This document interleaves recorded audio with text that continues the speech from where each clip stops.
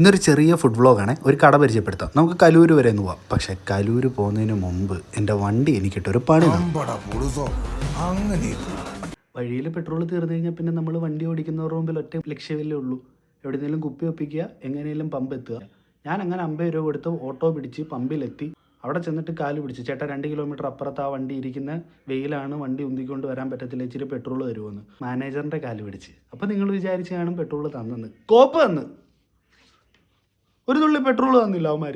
തിരിച്ച് ഞാൻ നടന്ന ആ വെയിലത്ത് പിന്നെ അവിടുന്ന് വണ്ടി തള്ളി ഇവിടെ കൊണ്ടുവന്നിട്ടാണ് ഞാൻ പെട്രോൾ അടിച്ചത്. എന്തായാലും ഒരു തുള്ളി പെട്രോൾ കുപ്പിയിൽ തരാത്ത രീതിയിൽ സിസ്റ്റം മാറ്റി മറിച്ച മക്കൾക്ക് നന്ദി.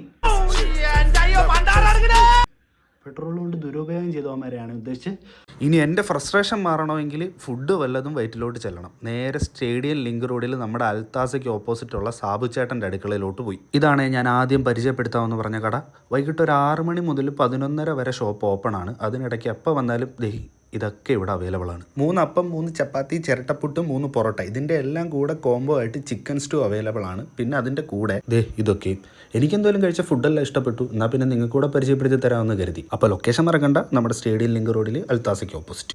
പിന്നെ പേഴ്സണലായിട്ടൊരു കാര്യം പറയാം. പെട്രോളൊക്കെ അടിച്ചിട്ട് യാത്ര ചെയ്യുക, പൊരിഞ്ഞ വെയിലാണ്, കുപ്പിയിലൊന്നും പെട്രോൾ കിട്ടത്തില്ല, ഭയങ്കര ഡാർക്കാണ്, സീനാണ്. അപ്പോൾ ബൈ.